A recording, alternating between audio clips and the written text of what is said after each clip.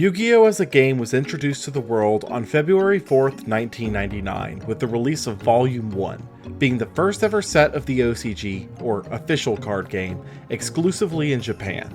With this release, Yu-Gi-Oh! As a physical game would be born, eventually releasing overseas in 2002 with the creation of the TCG, or trading card game. But Yu-Gi-Oh! Itself dates back even further. With the original manga debuting on September 14th of 1996, the series was not entirely tied to the singular card game, as a new game of the week was introduced regularly to keep the series fresh until the debut of Duel Monsters in Chapter 9, where the fictional game would grow in popularity so much that the entire series was rebranded around it in Chapter 60. Where Duel Monsters became the central game of the series, slowly but surely building out its rules by not having any rules and making up new rules every chapter that held no continuity between them. With the physical game's popularity picking up and an official rule set being put in place, by the time the manga reached the Battle City arc, it officially adopted the same rules as the physical game with the sole exception of the life point count, solidifying the identity of Yu-Gi-Oh! Itself. However, just because the physical game and the series itself solidified the rules, that didn't mean that the video games were necessarily in the same camp. Today, we're going to cover all of the old various Yu-Gi-Oh! Games that either refused to follow the rules of the game and series they spawned from, or did something so far out of left field that you could easily rebrand it as another game series entirely with a little effort. Because that list theoretically could go on for ages, let's set a couple of ground rules. First off, we are only covering worldwide releases.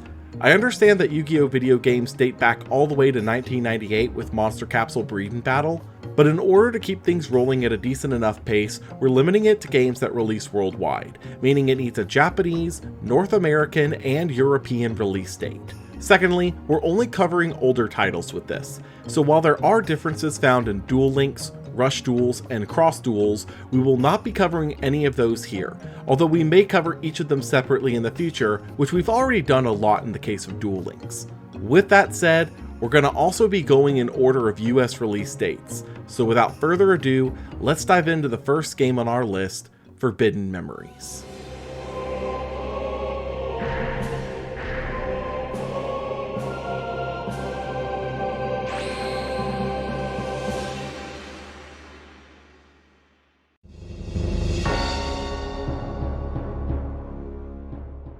Released in North America on March 19, 2002, just 2 weeks after the first set of the TCG released, Forbidden Memories shares the title of the first internationally released Yu-Gi-Oh! Game with Dark Duel Stories, which released the exact same date. Forbidden Memories takes place primarily in ancient Egypt, where your character, standing in as the prince, must stop a plot from the evil high priest Haitian and his second-in-command Seto from taking over the throne and unleashing the evil powers protected by the Millennium Items. Its gameplay takes heavy inspiration from the OCG's Junior rules, limiting players to only play one card a turn. However, this is where the similarities end, as Forbidden Memories mechanics take off in their complexity immediately following. For starters, you can attempt to fuse any cards in your hand prior to playing your single card per turn, theoretically being able to fuse together all 5 cards in hand to form one massive threat. On top of that, fusions in this game are not like their OCG and TCG counterparts, having rigid monster requirements. Rather, they require monsters of specific categories for fusing together, such as beasts, plants, dragons, and females? Well, that seems a little derogatory. This mechanic isn't just recommended to be good at the game, it's a downright requirement, as this particular game gets brutal if you do not learn the ins and outs of the fusion system. To help offset this over-reliance on fusions, the game also lets you draw until you have 5 cards in the hand every turn, which in turn makes the mechanic of cycling extremely powerful, where you will intentionally fail fusions just to discard unnecessary cards from your hand and to draw others. In addition to this, when summoning a monster, you'll choose a star sign for that monster, which gives it either an advantage or disadvantage in combat against other star signs, with the advantageous monster gaining 500 attack and defense in battle against the disadvantageous monsters. This game is well known both within the community and outside it in the larger video gaming consciousness, primarily due to one factor: it is hard. When starting the game, it is critical to get a deck that contains enough good fusion materials to get through the early stages, as without access to something at least decently strong, you have no chance of defeating any of the semi-stronger opponents in the prologue step, although you could choose simply to skip it. From there, you'll come immediately to a halt once you reach the present and fight against opponents like Pegasus and Isis. Okay, seriously, a lot of this game did not age well. It's at this point you'll be forced into grinding opponents like Rex Raptor to unlock new cards, but spoilers, you'll only get a single card per battle, and at this stage, a decent deck will take you roughly 4 to 5 of your own turns to win a fight to get most likely crap that can't help you. But on the off chance that you roll extremely luckily, repeatedly, and get a decent deck together to summon the most powerful fusion you can reliably make, Twin-Headed Thunder Dragon, with all of the necessary buffs to make it able to stand up to later threats, you'll enter the main portion of the game, where you have to fight all of the priests and their attendants, who can regularly summon monsters with attack values of 4,000 and higher. Then you'll have the final gauntlet of 6 or 7 duelists depending on your pathing, who can regularly summon monsters with attack values of 4,500 thanks to having free access to Blue Eye's Ultimate Dragon, the most powerful drop in the game, which in turn makes your Twin-Headed Thunder Dragon, or if you got ungodly amounts of lucky, Meteor Black Dragon, look pathetic. And the biggest kicker is if you lose any of the duels in the last gauntlet, you have to start the entire thing over again! Ah! So is it any wonder where this game became popular? Swinging for the dub!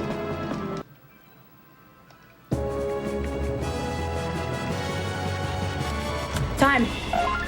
GG Gamer, that was awesome. Forbidden Memories RNG requirements are so absurdly bonkers hard that, of course, it became a brutal challenge to take on in the speedrunning community. If you have any interest in the history of speedrunning this particular game, I'd heavily recommend the Rixer's video on the topic. But for our sakes, we're not speedrunning this, we're simply just trying to complete it. And after hours upon hours of grinding, yes, it is possible to beat this monstrosity of a game. I have to say, even though this game will make you want to punch through the screen, it is so difficult at times due to forces completely out of your control, it is easily one of the more enjoyable and memorable times I've personally had going back through this collection. Once you're in the thick of it, the gameplay of fusing these massive bosses together is honestly really addicting, on top of the absolute banger of a soundtrack, easily making this particular game an experience and a half, even though there is going to be multiple hours of any given playthrough that is just a slog of grinding, which is honestly the only thing that really does bring this game down. However, Forbidden Memories was simply one of 2 paths that could have been your introduction to Yu-Gi-Oh! Games back in 2002. As the other side of that coin was...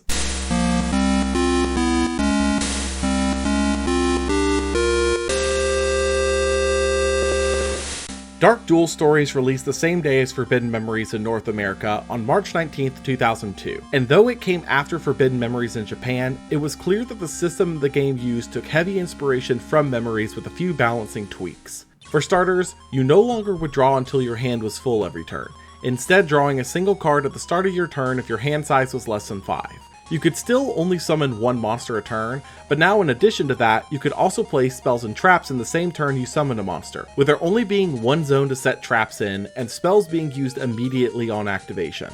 The fusion system from Memories is also present, although with a few balancing tweaks added in. If you fuse cards in hand, the resulting fusion cannot be played that turn, and similarly, fusing with a monster on the board will stun it for a turn, allowing the opponent a chance to counter it.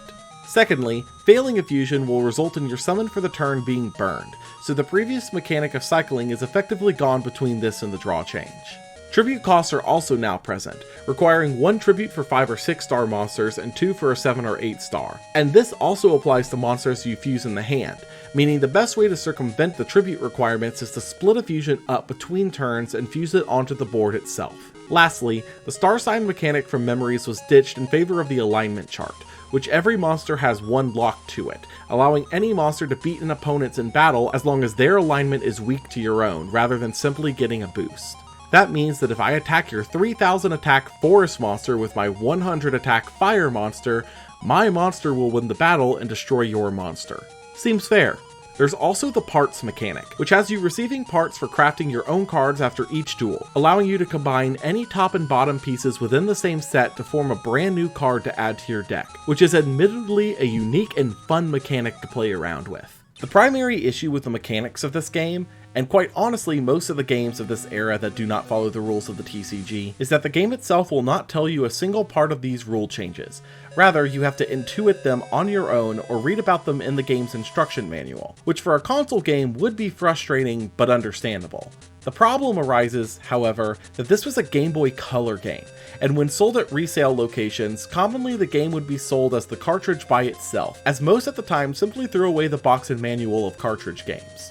Because of this, many kids purchasing this in 2002 would not have any form of access to rules on how the game worked, which would cause severe frustration compared to the Eternal Duelist Soul, a game released for the Game Boy Advance a few months later, which itself followed the actual rules of the TCG. One such kid was myself, who purchased Dark Duel Stories and Eternal Duelist Soul from my local mom-and-pop game store as used copies without manuals in late 2002 after learning the TCG. And I'm sure you can take a wild guess which I ended up gravitating towards. While Dark Duel Stories is a decently beloved game by those who grew up on it, it's clearly aged the worst out of the entire catalog of internationally released Yu-Gi-Oh games because of it being so heavily limited by the hardware it was created for, the Game Boy Color. Information was extremely difficult to parse through due to the limitations of the system itself, with your card pool only being able to display 5 names at a time when constructing a deck, which gets old fast when you have to sift through upwards of 400 pages of different card names, and there being effectively no story, rather just a collection of opponents you have to fight and move on, which is also a symptom of practically all of the early portable Yu-Gi-Oh titles. Many might enjoy this game through the lens of nostalgia, but I'm just not one of them. As I said before, I primarily played the Eternal Duelist Soul between these two games, and I do not regret that decision in the slightest looking back. However, hardware was about to get a bit better for the sidesteps of the Yu-Gi-Oh! Portable games, as a little under a year after Dark Duel Stories, the next big innovation in Yu-Gi-Oh! Games was upon us, and this one would be vastly different than anything that had come before it.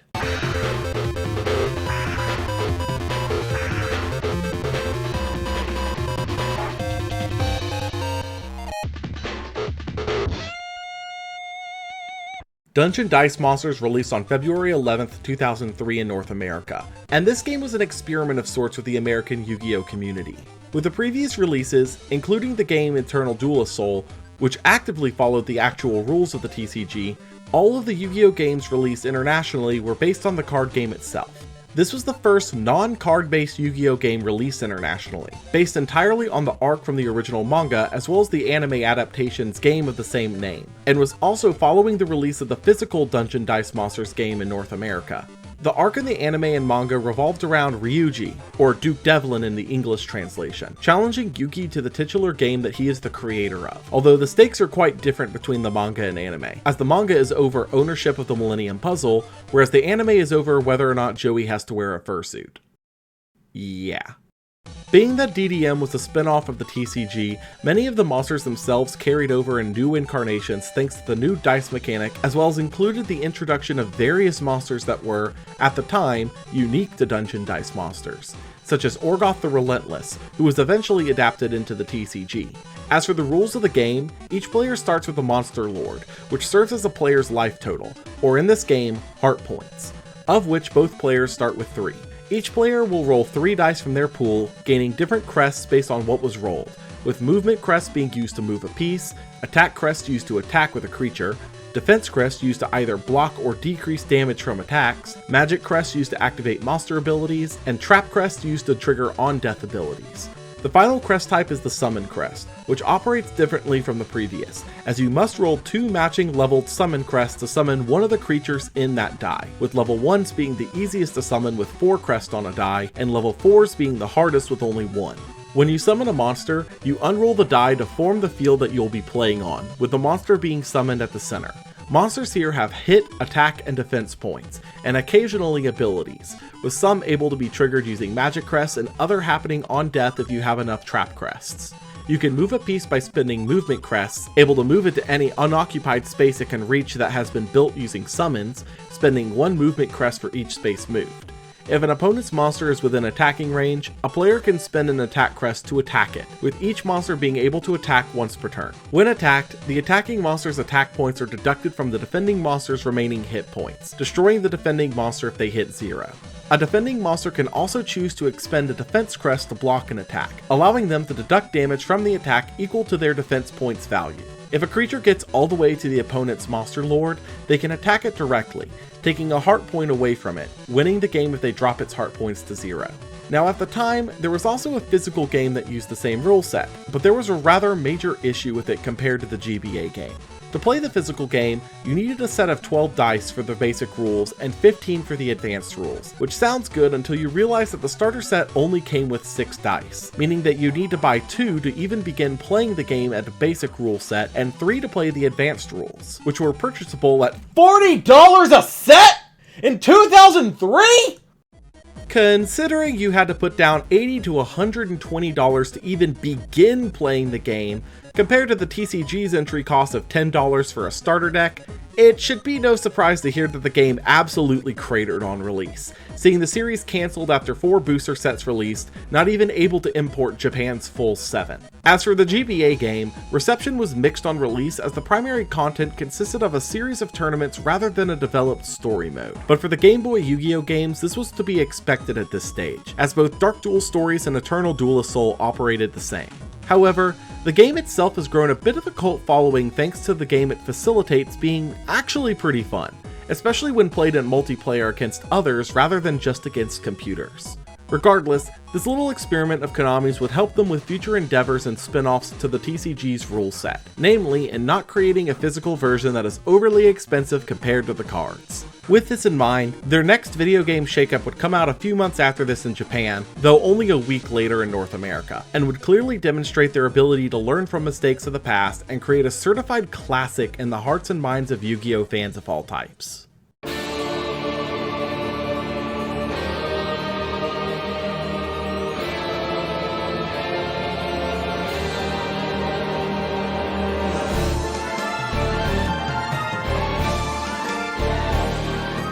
The Duelist of the Roses was dropped into North America on February 18th, 2003, and interestingly, though you'd never guess it from the title, Duelist of the Roses is actually the sequel to Forbidden Memories, with its Japanese name roughly translating to True Duel Monsters 2 Succeeded Memories, with Forbidden Memories being True Duel Monsters 1. This game is extremely loosely based on the English War of the Roses, with Yugi taking on the role of Henry Tudor and Seto taking on the role of Christian Rosenkreuz. No, I am not making this up.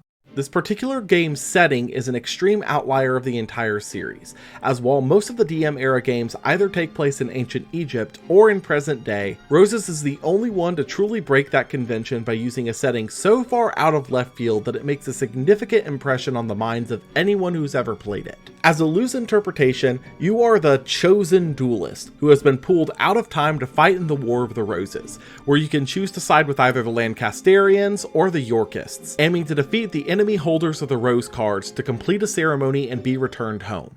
Thanks to its nature as a sequel, Duels of the Roses is built on top of the rules present in the Forbidden Memory system, with many new additions for both balancing and for giving the game its own identity. For starters, it's not a standard card game. Roses serves as a pseudo-fusion between the mechanics of Forbidden Memories and the gameplay of Dungeon Dice Monsters, able to play cards onto a grid game board and move around like chess pieces. You start the game with 4 summoning points, gaining 3 additional points each turn to a maximum of 12, where you can spend them to summon monsters or save up to summon larger monsters by paying points equal to their level. It also keeps the fusion and drawing mechanics from Forbidden Memories, able to combine multiple cards in hand into one large threat, or able to cycle for additional draws. And once again, you draw until you have 5 cards in hand every turn. Each space on the board is a different field type, similar to the fields of Memories before it, giving their favored monster a 500 attack and defense boost and disadvantaged monsters the same point decrease.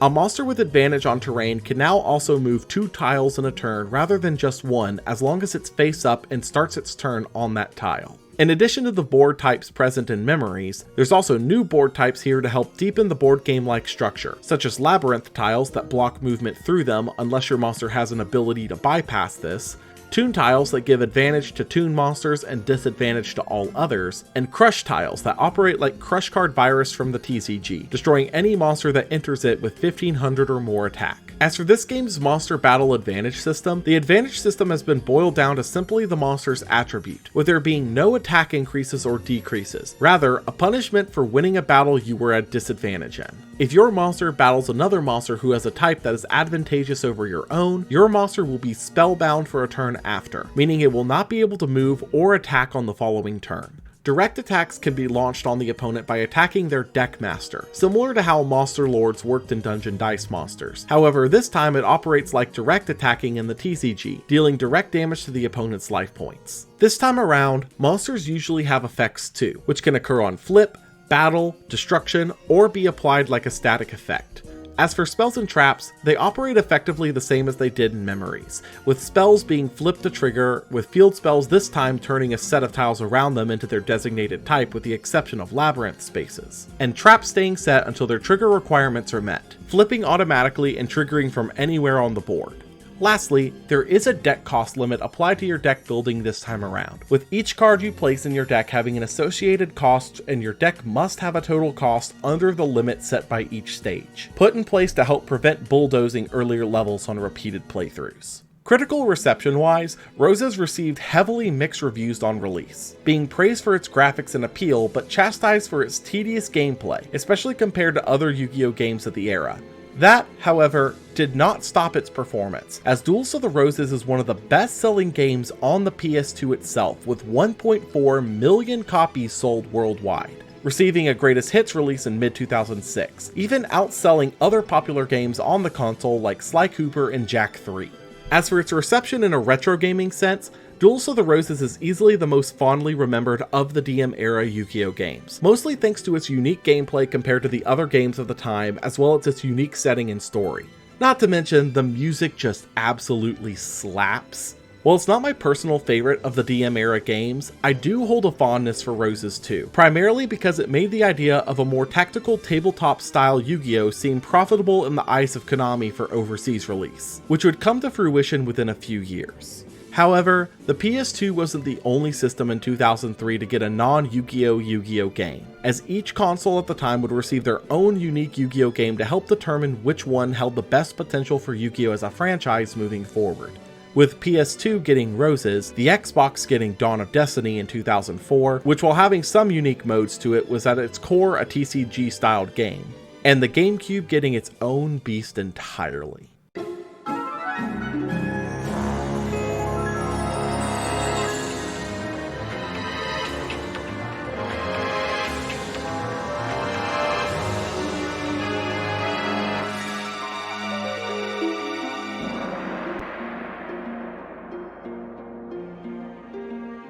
The Falsebound Kingdom released exclusively for GameCube on November 4th, 2003, and it is by far and away the most out of place in the entire Yu-Gi-Oh! Catalog, being a tactical real-time strategy game rather than a tabletop strategy game.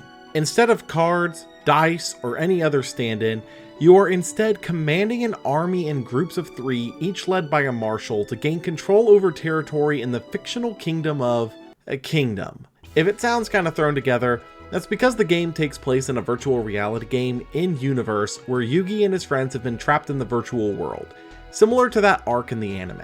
You can choose to play as either Yugi or Kaiba at the start, although you also have the option to play as Joey later on, with each storyline ending with a boss fight against the game's creator, Scott Irvine, and Dark Knight, with whichever is done second also having to fight Nightmare. All of the set dressing and characters within the game are characters used in previous games, such as Emperor Heishin being Heshin from Forbidden Memories, many of his marshals also being from Memories, and many of the music tracks being copied over from Duelist of the Roses.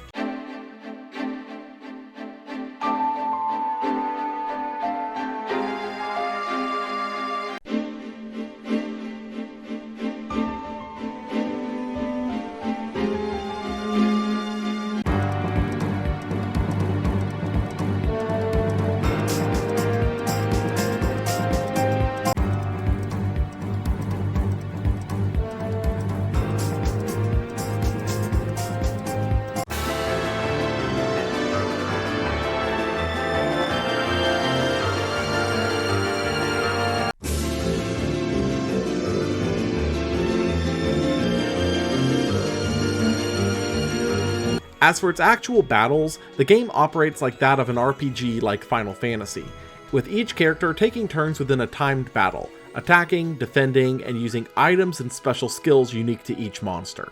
While unique, the gameplay itself comes across as extremely slow and tedious, with many review publications at the time panning it with poor reviews, most publications chastising it as slow, boring, and lacking any of the interesting flair of the other unique Yu-Gi-Oh games. For myself, I personally disliked my time with the game, not being able to engross myself in it like I had with the previous game mechanics, and as such, I found myself simply just not enjoying my playthrough. Overall, Falsebound Kingdom is easily one of the more forgotten games of the era, and it's easy to see why, with its only saving grace being, once again, its soundtrack. But even then, it's being mostly supported by the tracks that it pulled from previous games, primarily Duelists of the Roses. With that, 2003 and early 2004's Yu-Gi-Oh game lineups once again pivoted back towards the standard TCG gameplay, leaving the next unique outing for an odd release in late 2004 with the Game Boy Advance.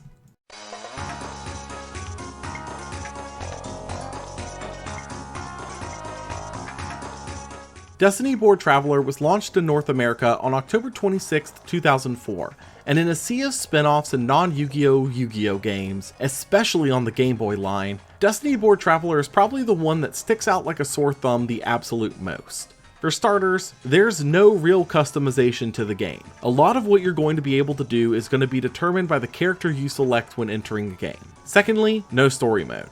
I know I sound a bit like a broken record at this point, but with there being no story mode on any of the Game Boy line games, it makes the experience really difficult to approach coming back to them from a retrospective perspective. Thirdly, and probably most damning, is the game itself. It's not a strategy game, it's not even a cool offshoot of Yu-Gi-Oh! Like some of the previous games were. It's effectively just a basic board game with Yu-Gi-Oh! Characters. As for how you play, each player selects a character to play as, which gives everyone an ability to use as well as a deck loosely based on their cards from the anime and manga. Each turn, you select a number of monsters from your deck to place on the faces of a die, rolling it to select which monster you're using for the turn.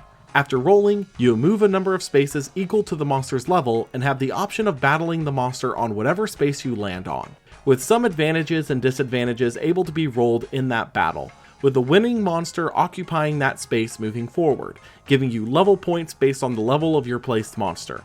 The winner is the first player to have their total level points on the board exceed the board's max. There are nuances to it beyond that, but honestly, that's about enough for me. This game is probably the least replayable out of the entire set of games we're going through today, and honestly, it was a complete waste of my time simply to get the footage for this game to show off in this segment. And it seems I'm not alone in that sentiment, with IGN absolutely panning the game on release, calling it an awful, boring spin-off that combines the mechanics of an established card game with the maddening, sluggish pace of a tabletop board game, which is honestly doing an injustice to some of the previous games we've covered. I think one of the most telling points for even Konami's opinion on the game was the dual pack version of this game. To help boost the sales even a little, Destiny Board Travelers was occasionally packaged together with Dungeon Dice monsters on the same cartridge, with a B button on the main menu allowing a player to back out to the game's selection menu. The problem is that half of the characters you can play as in Destiny Board Traveler are unlocks via a password on the main menu, all of which require the use of the B button, making them completely unobtainable in the dual pack version of the game. This meant that you were missing half of the content from the game if you bought this in the dual pack, and that is so fitting for this game that is barely enough content as it is to stay afloat. Luckily, this was not the final stand of DM-era non-Yu-Gi-Oh! Yu-Gi-Oh! Games, as there was one more release for the PS2 that would honestly give the concept a fitting send-off.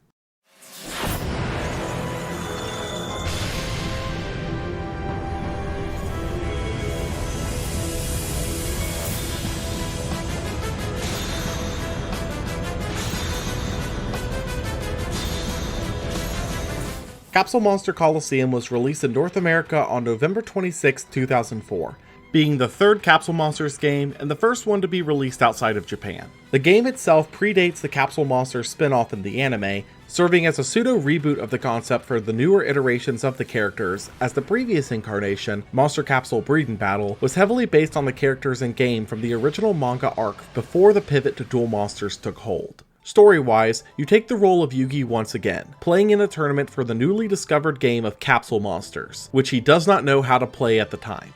The game is separated into 4 base areas, with 5 opponents each and a final 5th area full of rematches with stronger opponents. The first area is entirely full of Yugi's friends to serve as a tutorial for the game, giving an easier challenge at first to ease into the game's mechanics. As for the mechanics themselves, starting the game you'll receive an icon and a set of monsters, each given their own unique attribute, with the 8 attributes in the game once again serving as an advantage system, with advantaged attributes dealing more damage to disadvantaged attributes, including the icon itself. In-game, you'll select a number of monsters from your pool to start on the board, with their total power needing to be below the level's power cap. Once you've placed your starting monsters, you cannot add more to the board later, so choose carefully. Once in the game, you'll gain AP each turn, which can then be used to summon your monsters from their capsules, moving them along their predetermined movement paths, being either verticals and horizontals, diagonals, or skips, and attack along similar predetermined paths, with the winner being determined by destroying all of an opponent's monsters or by destroying an opponent's symbol. After a duel, you can claim up to 2 monsters you destroyed that game for your own collection, although you should be careful with your own pieces, as a piece being destroyed in battle renders it unusable for the next match you play. As for fields, every space gives a monster on it boosts or nerfs depending on the monster's attribute, with every field having some unique features to them, being some of the most intricately designed parts of the game itself. Beyond this, monsters battling in a match will gain experience to level up, which in turn will allow you to evolve certain monsters or fuse weaker monsters into more powerful pieces permanently for your collection. Critical reception on release was extremely mixed, as is tradition at this point for these kinds of games, with most publications criticizing it for being a less interesting system than the TCG, which was a more and more common point of criticism of Yu-Gi-Oh games at this particular stage, as the games that were using the TCG rule set were now gaining more and more favorable critical reception. As for me personally, I absolutely love this game.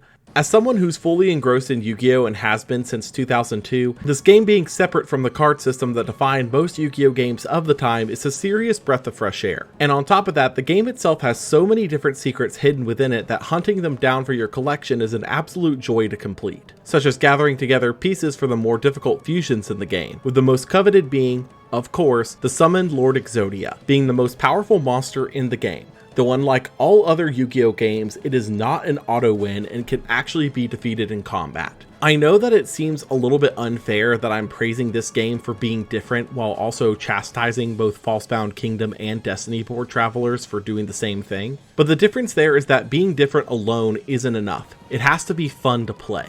Let this be a bit of an endorsement. This is my favorite of the non-Yu-Gi-Oh! Yu-Gi-Oh! Games, and if you haven't played it before, I'd heavily recommend giving it a try. It's different enough to pique interest without being the same old gameplay you're used to, but also complex enough to where it can actually hold up to the test of time. Also, I know I've said this a bunch about most of the games so far, but the soundtrack here is phenomenal. There is a reason most of the background tracks I use on this channel come from these PlayStation 1 and 2 era games. Older Yu-Gi-Oh! Games just had a knack for absolutely excellent soundtracks. With the release and failure of this particular game, however, Yu-Gi-Oh! Games shifted to solely be tied to the TCG for a time after this, as those games consistently did well, but that didn't mean that the weird spin-off games were gone forever. The GX era games were, for the most part, straight-shot TCG experiences, with Attack Force games being about as far as they deviated with a couple of unique cards exclusive to those games. However, with the 5Ds era, something shifted, and it was probably thanks to the most worn-out joke in the entire community. Darkness of motorcycles!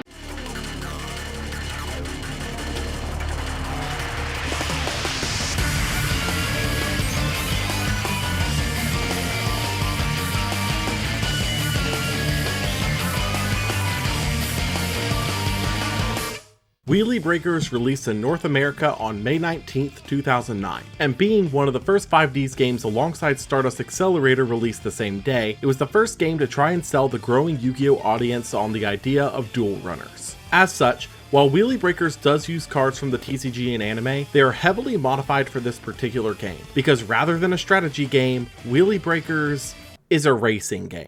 That's right, the goal of Wheelie Breakers is to finish each course's 3 laps as fast as possible, akin to something like Mario Kart, where your power-ups are your cards, able to summon monsters, launch attacks, and boost yourself using them throughout your race.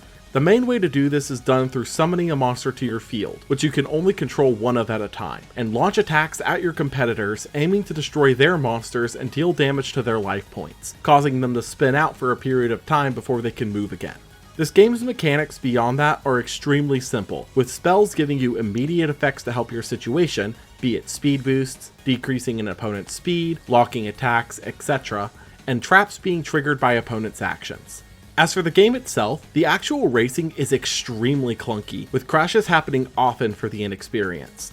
As for the story of the game, you're a resident of Satellite trying to earn your way into the Fortune Cup to duel your hero Yusei.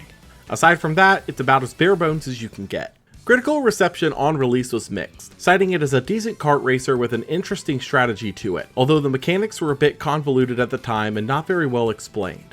For me personally, it's decent enough. It's a fun one-off run through, but not something I'd go back to ever play again like some of the other games we've covered. But for what it was, I actually really enjoyed my time with it, and it was a decent change of pace covering a different genre than the regular strategy piles so far. Probably the biggest downside of the game though, for me, was when it was made. Early 2009 was almost directly after 5D started, and as such, the only signer dragons in the game are Stardust, Red Dragon Archfiend, and Black Rose. Leo and Luna are both here, but neither have their signature cards because they straight up did not exist yet, and none of the actually interesting parts of the 5D story are here because it did not exist yet. Honestly, giving the game even one more year of time to integrate the more interesting parts of 5Ds into it would probably have given it a better shelf life and higher interest to the Yu-Gi-Oh market, especially given what it was competing against.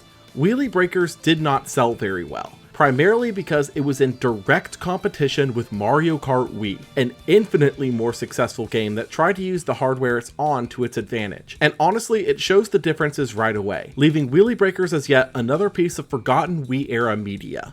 This would be the end of the odd spin-off games on console, as it was proving to be too much of a risk to produce compared to the more TCG-centric games for portable consoles, as both the World Championship and Tag Force series were continuing to perform well on the DS and PSP respectively. There was one more attempt at doing a different take on Yu-Gi-Oh in the next era though, as an experiment of sorts was about to launch Yu-Gi-Oh into the digital age, and as far as the first impressions go, it could have gone worse, I guess?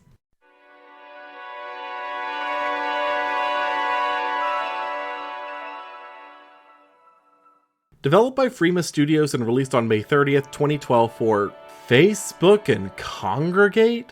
Yu-Gi-Oh! BAM was the newest experimentation of taking Yu-Gi-Oh! To an online market since Yu-Gi-Oh! Online, which was set to shut down 4 months later, and being helmed by a completely different studio, the game itself was a different beast entirely from the TCG. For the gameplay, during each turn, a player draws until they have 3 cards in hand, at which point they can place any number of cards onto the field with no restrictions, hitting the BAM button when they were ready to lock them in. At that point, what cards the opponents played are revealed and the cards start battling, with monsters in the same column fighting each other, destroying the weaker one and dealing damage. Life points were not 8,000 however, they were set by your account's level and how much you had earned, which this combined with the best monsters having to be purchased with actual money led to a very clear discrepancy in power levels between players. BAM was shut down on September 30th, 2014 due to declining interest, although notably the mobile version stayed active until September 9th of 2016.